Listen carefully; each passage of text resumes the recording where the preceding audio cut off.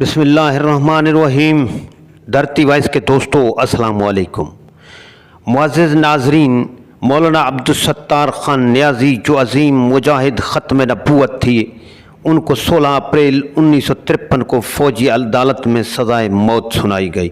मौलाना को जेल में अलग रखा गया। उनके साथ कत्ल के जुर्म में मुब्तला 9 आदमी और भी थे, बाकियों को रिहा कर दिया गया, लेकिन मौलाना को गिरफ़्तार रखा। जेल के अफसर ने मौलाना नियाज़ी से कहा कि आप सज़ा के आर्डर पर दस्तखत कर दें। मौलाना ने कहा कि जब फांसी के फंदे को बोसा दूंगा उस वक़्त दस्तखत करूंगा।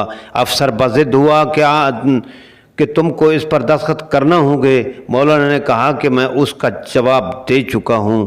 बहरहाल मौलाना की फांसी की सज़ा 7 मई 1953 मुकर्रर पाई।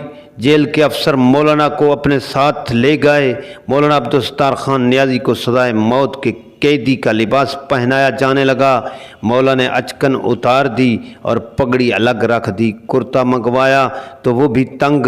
मौलाना ने कहा, यारो मेरे जिस्म के मुताबिक तो कुर्ता लाओ, ये तो सब के सब तंग हैं। इस पर जेल स्टाफ के एक आदमी ने कहा, नियाज़ी साहब यहाँ आकर तो बड़े बड़े पहलवान सुकड़ जाते हैं और आप हैं कि फैल रहे हैं कि कोई कुर्ता आपको फिट ही नहीं आता।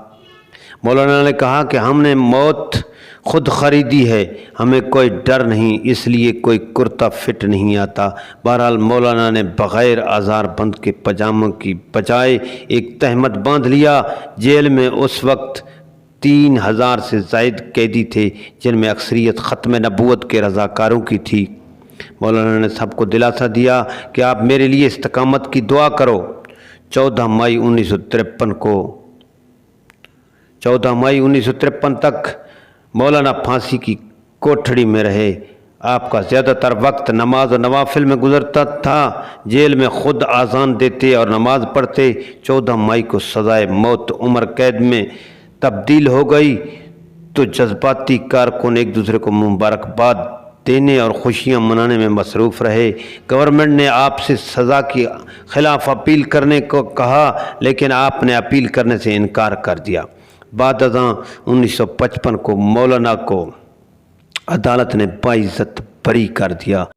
नाज़रीन, धरती वॉइस की ये काविश आपको अच्छी लगे तो वीडियो को लाइक और चैनल को सब्सक्राइब करना ना भूलिएगा, और साथ में बेल आइकन को भी प्रेस कर दें ताकि हमारी हर किस्म की